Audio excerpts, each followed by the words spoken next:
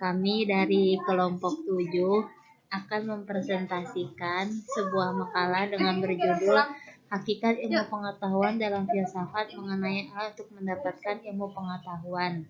Di sini kami bertiga. Yang pertama adalah Dia Anisatun Nabila, lalu Emilia Rizkia Munira, dan Naswa Natania Fadila.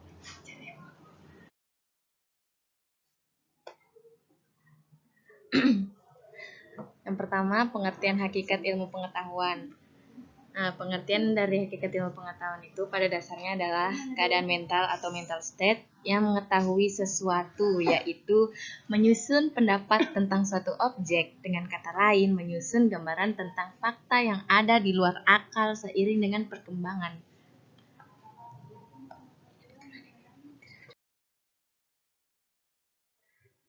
Terus hakikat ilmu pengetahuan terbagi menjadi beberapa macam, yaitu ontologi, epistemologi, sama aksiologi. Ontologi itu pengetahuan yang berkembang dari rasa ingin tahu yang merupakan ciri khas manusia. Karena manusia adalah satu-satunya makhluk yang dapat mengembangkan pengetahuan secara sungguh-sungguh dibandingkan dengan filsafat. Terus yang kedua, epistemologi. Epistemologi adalah ilmu tentang pengetahuan dan keyakinan yang dapat dibenarkan. Epistemologi atau teori pengetahuan ialah cabang filsafat yang berurusan dengan hakikat dan lingkup pengetahuan, pengandaian dan dasar-dasarnya atas pernyataan mengenai pengetahuan yang dimiliki. Terus yang ketiga, aksiologi. Aksiologi adalah istilah yang berasal dari kata Yunani yaitu axios yang berarti nilai, sedangkan logos berarti teori atau ilmu. Dalam aksiologi diuraikan beberapa hal. Yang pertama tentang kegunaan pengetahuan filsafat, yang kedua filsafat sebagai metode pemecahan masalah, dan yang ketiga filsafat sebagai pandangan hidup. Selanjutnya adalah dasar-dasar pengetahuan. Menurut Jujun S. Surya Sumantri menyebutkan bahwa dasar-dasar pengetahuan yang dimiliki manusia itu meliputi yang pertama adalah penalaran. Penalaran merupakan suatu proses berpikir yang membuahkan pengetahuan. Yang kedua adalah logika. Logika didefinisikan sebagai suatu pengkajian untuk berpikir secara benar. Selanjutnya adalah alat untuk mendapatkan pengetahuan. Jadi pengetahuan itu bukan hanya kita mendapatkannya dengan penalaran atau pembelajaran, tetapi ada alat-alat penunjangnya. Berikut adalah alat-alat penunjangnya seperti pendidik, yang merupakan alat pendidikan karena tanpa pendidik, pendidikan tidak akan berjalan dengan baik. Seperti pendidik itu sama dengan guru. Selanjutnya, lembaga pendidikan adalah tempat untuk dilaksanakannya pendidikan formal atau informal. Tempat ini seperti sebuah gedung atau tempat sekolah. Selanjutnya adalah anak didik. Anak didik adalah sasaran pendidikan yang menjadi objek para pendidik sekaligus pendidikan itu sendiri. Anak didik sama dengan murid. Sarana dan prasarana pendidikan yang membantu lancarnya pelaksanaan pendidikan terutama dalam proses pembelajaran seperti semua peralatan yang ada di kelas ataupun sarana penunjangnya seperti lab dan lain-lainnya. Selanjutnya adalah perpustakaan, yakni buku-buku yang memberikan informasi ilmu pengetahuan kepada para pendidik dan anak didik.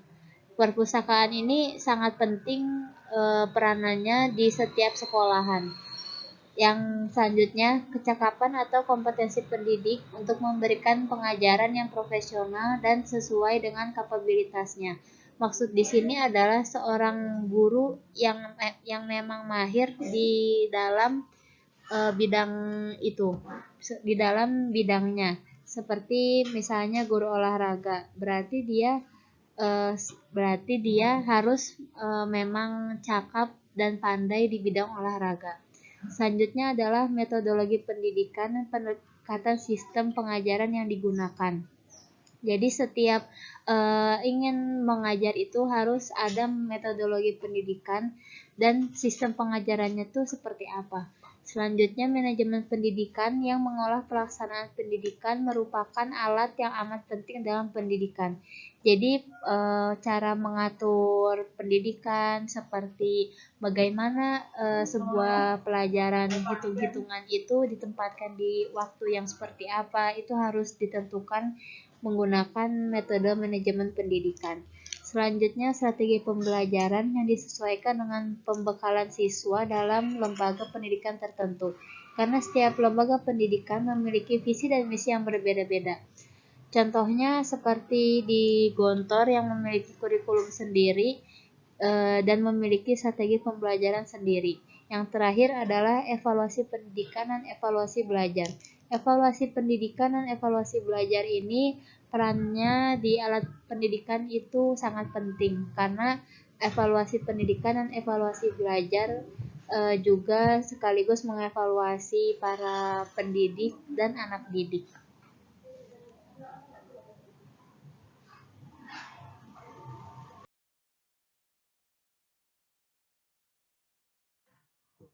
Baik, di sini saya akan membahas sumber-sumber dari pengetahuan. Menurut John Hawkes, dalam bukunya An Introduction to Philosophical Analysis mengemukakan ada 6 hal, yaitu pengalaman indera, nalar, otoritas, intuisi, wahyu, dan keyakinan. Yang pertama adalah pengalaman indera. Pengalaman indera di sini sangat penting ya bagi kehidupan kita. Kayak ini satu-satunya alat untuk menyerap segala sesuatu objek yang ada di luar manusia. Jadi dapat kita simpulkan bahwa pengalaman indera ini merupakan sumber pengetahuan yang berupa alat-alat untuk menangkap objek dari luar diri manusia melalui kekuatan indera. Akan terjadi kehilapan apabila ketidaknormalan yang ada pada alat-alat tersebut. Yang kedua adalah nalar. Nalar itu alasan gitu ya, cara berpikir atau menggabungkan dua pikiran atau lebih. Ada 3 azas untuk mengetahuinya, yaitu azas kesamaan, azas pertentangan, dan juga azas tidak adanya kemungkinan ketiga. Yang ketiga adalah otoritas. Otoritas itu adalah kekuasaan yang sah dimiliki oleh seseorang yang diakui oleh kelompoknya atau bisa disebut ketua ya.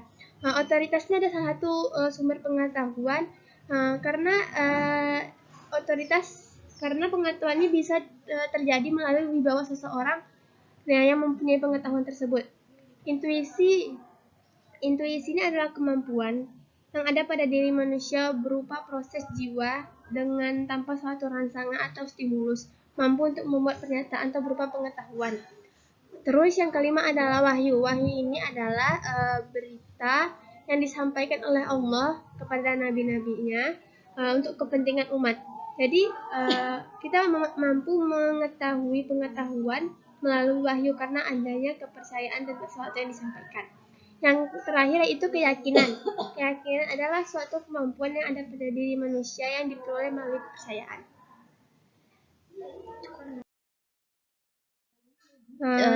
Cukup sekian presentasi yang bisa kami sampaikan, kurang lebihnya mohon dimaafkan. Terima kasih. Wassalamualaikum warahmatullahi wabarakatuh.